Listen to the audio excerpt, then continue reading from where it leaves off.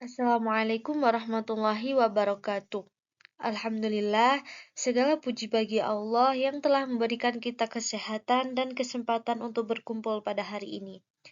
Bagaimana kabarnya hari ini? Alhamdulillah, semoga semuanya dalam keadaan sehat dan semangat dalam menuntut ilmu. Hari ini di semester genap, di pelajaran Al-Quran Hadis bab 6, kita akan belajar materi tentang tanggung jawab manusia menjaga amanah. Mari kita ikuti pembelajaran kali ini dengan fokus agar pembelajaran atau ilmu yang didapatkan bisa bermanfaat. Oke, langsung saja kita mulai. Sebelum kita masuk ke materi inti, kita pemanasan terlebih dahulu. Saya ingin bertanya, apa yang terjadi jika kita tidak jujur dan tidak bertanggung jawab dalam menjalankan amanah? Jika kita tidak jujur dan tidak bertanggung jawab dalam menjalankan amanah, kita akan kehilangan kepercayaan dari orang lain, merusak hubungan, dan berpotensi menimbulkan dampak buruk bagi diri sendiri serta orang lain. Selain itu, ketidakjujuran juga dapat membawa konsekuensi dari berbagai segi di dalam kehidupan, baik di segi moral, segi sosial, dan bahkan hukum juga. Nah, maka dari itu, kita harus melatih diri kita sendiri untuk senantiasa berperilaku jujur dan bertanggung jawab dalam menjalankan amanah. Nah, apa sih yang dimaksud dengan jujur dan maksud dari tanggung jawab dalam menjalankan amanah itu?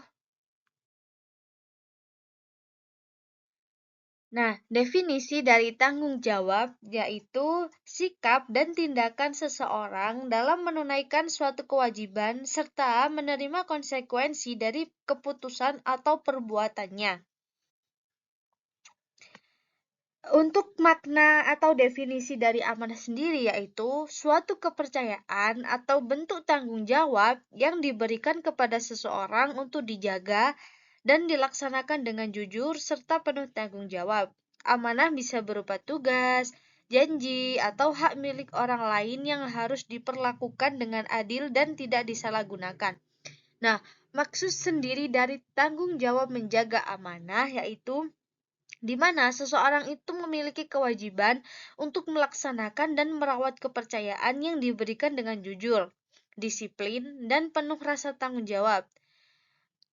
Nah, artinya di sini kita tidak boleh mengkhianati, tidak boleh menyalahgunakan, atau mengabaikan amanah yang telah dipercayakan kepada kita, baik dalam bentuk tugas, janji, maupun barang milik orang lain. Di dalam Al-Quran, ada beberapa ayat Al-Quran yang menjelaskan tentang tanggung jawab menjaga amanah. Yang pertama ada Quran Surat At-Tahrim ayat 6. Yang kedua ada Quran Surat Toha ayat 132. Yang ketiga ada Quran Surat Al-An'am ayat 70. Yang keempat ada Quran Surat An-Nisa ayat 36. Dan yang kelima ada Quran Surat Hud ayat 117 sampai 119. Nah, dari kelima surat ini, kita akan membahas satu persatu dari kandungan-kandungannya. Yang pertama, ada Quran Surat At-Tahrim ayat 6. Ya ayyuhalladzina amanu qu anfusakum wa ahlikum naran waquduhan nas wal hijaratu 'alaiha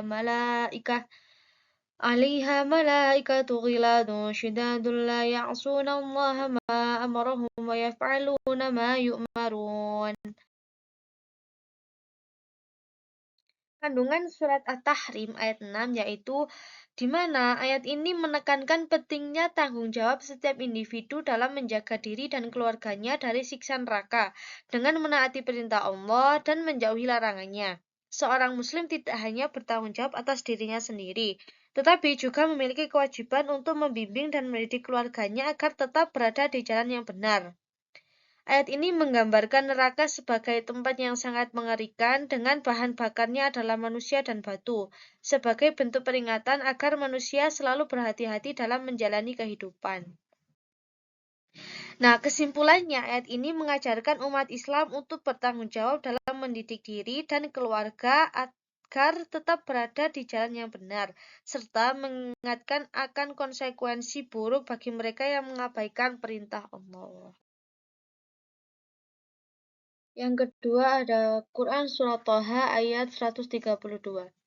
Wa'mur ahlaka bis-sholati wastabir 'alaiha la nas'aluka rizqa nahnu narzuquk wal 'aqibatu lit-taqwa. Nah, kandungan dari Quran Surat Thaha ayat 132 yaitu ayat ini menekankan pentingnya perintah sholat, kesabaran dalam menjalankannya, serta keyakinan bahwa rezeki berasal dari Allah. Seorang muslim diperintahkan untuk menegakkan sholat tidak hanya untuk dirinya sendiri tetapi juga bagi keluarganya. Ini menunjukkan bahwa sholat adalah ibadah utama yang harus dijaga dan diajarkan kepada anggota keluarga. Kesabaran sangat diperlukan dalam menjalankan sholat secara konsisten. Ini mencakup kesabaran dalam mendidik keluarga agar tetap istiqomah dalam beribadah.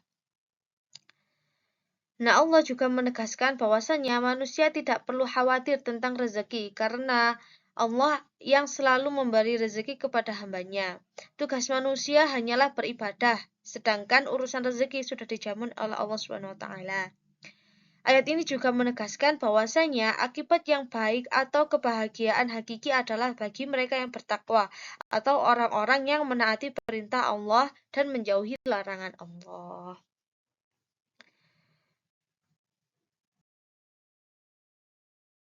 Yang ketiga ada Quran Surat Al-An'am ayat 70. Fadzalil ladzina ittakhadhu dinahum la'iban wa lahwa wa gharratuhumul hayatud dunya wa dzakir bihi an tubsala nafsum bima kasabat laisa laha min dunillahi waliyyun wala syafi' wa in ta'dil kulla 'adlin la yukhad minha ulaika alladzina ubsilu bima kasabu lahum syarabun min hamimin wa 'adabun alimun bima kanu yakfurun. Kandungan dari Quran Surat Al-An'am ayat 70 yaitu ayat ini menekankan peringatan terhadap orang-orang yang menjadikan agama sebagai permainan dan lalai karena kehidupan dunia. Allah memerintahkan untuk meninggalkan mereka yang menganggap agama sebagai permainan dan tidak bersungguh-sungguh dalam mengamalkannya. Al-Quran dijadikan sebagai peringatan agar manusia tidak terjerumus ke dalam neraka akibat perbuatan mereka sendiri. Orang-orang yang terus-menerus dalam kekufuran akan mendapatkan azab pedih berupa minuman dari air yang mendidih dan siksa yang menyakitkan sebagai akibat dari perbuatan mereka sendiri. Nah, intinya kandungan dari Quran Surat Al-An'am ayat 70 di sini yaitu ayat ini mengajarkan agar kita tidak tergoda oleh kesenangan dunia sehingga kita lalai terhadap urusan agama. Kita harus tetap berpegang teguh kepada ajaran Islam, tidak mempermainkan agama, dan selalu menjadikan Al-Quran sebagai pedoman hidup agar terhindar dari azab Allah. Yang keempat ada Quran Surat An-Nisa ayat 36. واعبدوا الله ولا تشركوا به شيئا وبالوالدين إحسانا وبذي القربى واليتامى والمساكين وجار ذي القربى والجار الجنب والصاحب بالجنب وبني السبيل وما ملكت أيمانكم إن الله لا يحب من كان مختالا فخورا. Kandungan dari Quran Surat An-Nisa ayat 36 yaitu ayat ini menekankan prinsip tauhid dan pentingnya berbuat baik kepada sesama. Allah memerintahkan kepada hambanya untuk selalu menyembahnya dan tidak mempersekutukan Allah dengan apapun. Ini merupakan inti dari tauhid yang menjadi dasar utama dalam Islam. Setelah Allah menegaskan tentang tauhid, Allah juga memerintahkan kepada manusia untuk selalu berbuat baik kepada orang tua, kepada kerabat, anak yatim, orang miskin, tetangga dekat dan jauh, teman sejawat, ibnu sabil, dan hamba sahaya. Allah juga tidak menyukai orang yang sombong dan suka membanggakan diri, karena sikap ini menyebabkan seseorang meremehkan orang lain dan enggan berbuat baik.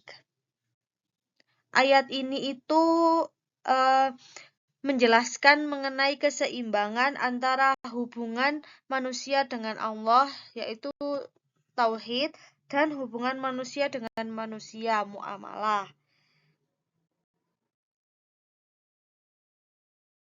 Dan surat yang kelima yaitu Quran surat Hud ayat 117 sampai 119. Wa ma kana rabbuka liyuhlikal qura bidzulmin wa ahluha muslihun. Walau syaa rabbuka laja'alan nasa ummatan wahidatan wa la yazaluna mukhtalifin illa man rahima rabbuk walidzalika khalaqahum wa tammat kalimatu rabbika la'amla'anna jahannama minal jinnati wan nasi ajma'in.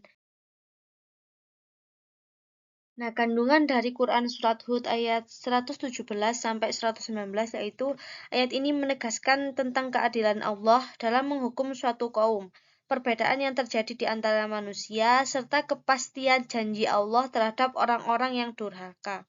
Allah tidak akan menghancurkan suatu negeri jika penduduknya masih berbuat kebaikan dan tidak zalim. Ini menunjukkan bahwa keadilan Allah selalu berlaku dan kehancuran suatu kaum terjadi akibat kezaliman mereka sendiri. Allah juga berfirman bahwasanya jika Dia menghendaki, manusia bisa dijadikan sebagai suatu umat yang bersatu tanpa perbedaan dalam agama. Namun kenyataannya manusia selalu berselisih dalam keyakinan dan pemahaman yang menjadi bagian dari ketetapan Allah dalam menciptakan mereka. Meskipun manusia sering berselisih, ada kelompok yang mendapatkan rahmat Allah, yaitu mereka yang mengikuti petunjuknya dan tetap dalam kebenaran. Allah juga menegaskan bahwasanya keputusannya tetap, yaitu neraka jahanam akan dipenuhi oleh orang-orang yang membangkang dari golongan jin dan manusia. Nah, kesimpulan dari ayat ini yaitu Allah menegaskan bahwasanya Allah itu Maha Adil, tidak akan menghancurkan suatu negeri jika masih ada kebaikan di dalamnya. Namun, perbedaan dan perselisihan dalam urusan agama adalah bagian dari ketetapannya. Orang yang mendapat rahmat Allah akan selamat, sedangkan orang yang membangkang akan menerima balasan berupa azab di neraka jahanam. Selain ayat Al-Quran yang menjelaskan tentang tanggung jawab manusia dalam menjalankan amanah, ada beberapa hadis juga yang telah menjelaskan tentang tanggung jawab manusia dalam menjaga amanah. Yang pertama ada hadis Al-Bukhari dari Abdullah bin Umar. Kullukum ra'in wa mas'ulun ar-ra'iyatihi. Rawahul Bukhari. Nah, hadis yang diriwayatkan oleh Al-Bukhari dari Abdullah bin Umar yaitu menjelaskan tentang bahwa setiap manusia itu memiliki tanggung jawab sebagai pemimpin, baik dalam lingkup pribadi maupun sosial. Pemimpin dalam hal ini tidak hanya terbatas pada kepala negara atau pemimpin organisasi, tetapi mencakup setiap individu dalam menjalankan peran dan amanahnya. Hadis ini mengajarkan bahwasanya setiap manusia itu harus menjalankan perannya dengan penuh tanggung jawab, amanah, dan keadilan. Kepemimpinan bukan hanya tentang kekuasaan, tetapi juga kewajiban yang akan dipertanggungjawabkan di hadapan Allah. Hadis yang kedua yaitu hadis riwayat Abu Dawud dari Al-Rabi' bin Sabarah.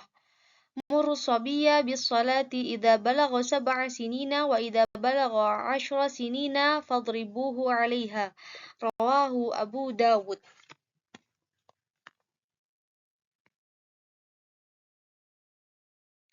Kandungan dari hadis riwayat Abu Dawud yaitu hadis ini menjelaskan bahwasanya orang tua memiliki peran penting dalam membimbing, menjaga, dan mendidik anak, terutama dalam hal agama.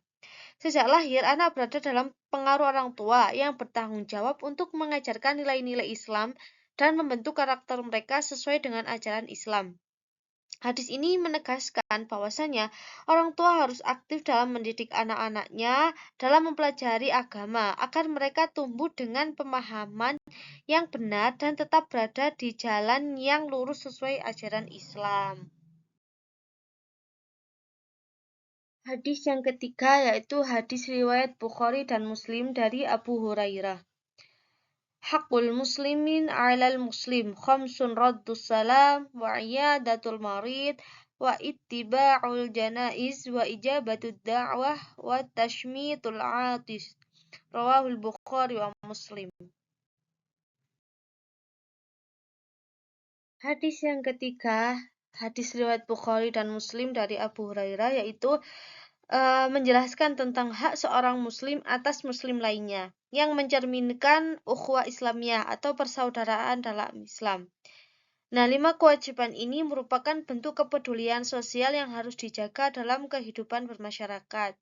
Yang pertama ada menjawab salam. Mengucapkan salam adalah doa keselamatan dan menjawabnya adalah kewajiban sebagai bentuk kasih sayang serta menjaga hubungan baik. Dan yang kedua ada mendoakan orang yang bersin.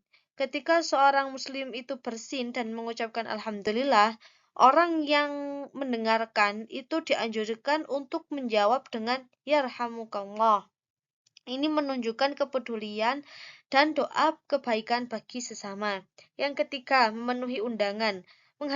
Menghadiri undangan, terutama undangan pernikahan atau acara kebajikan, adalah bentuk menjaga silaturahmi dan mempererat hubungan antar sesama muslim. Yang keempat, ada menjenguk orang sakit. Menjenguk orang sakit merupakan sunnah yang dianjurkan karena dapat memberikan semangat, menghibur, dan mendoakan kesembuhan bagi yang sakit. Dan yang terakhir, yang kelima, yaitu mengantar jenazah sampai ke makam. Mengantar jenazah adalah bentuk penghormatan terakhir bagi saudara seiman dan merupakan amal kebajikan yang sangat dianjurkan. Nah, kesimpulannya yaitu hadis ini mengajarkan pentingnya menjaga hubungan baik antar muslim dengan sikap peduli, empati, dan solidaritas. Melaksanakan 5 kewajiban ini tidak hanya mempererat ukhuwah Islamiyah, tetapi juga mendatangkan pahala dan keberkahan dalam kehidupan. Alhamdulillah, materi tentang tanggung jawab manusia dalam menjaga amanah serta ayat-ayat Al-Quran dan hadis telah kita sampaikan. Untuk kesimpulan dari materi hari ini yaitu kita sebagai khalifah di bumi, umat Islam itu memiliki tanggung jawab besar untuk menjaga amanah yang telah diberikan kepada kita. Kita harus menjaga kepercayaan tersebut. Hal ini meliputi tanggung jawab individu maupun sosial, seperti menjaga hubungan baik dengan Allah, dengan sesama manusia, dan lingkungan sekitar.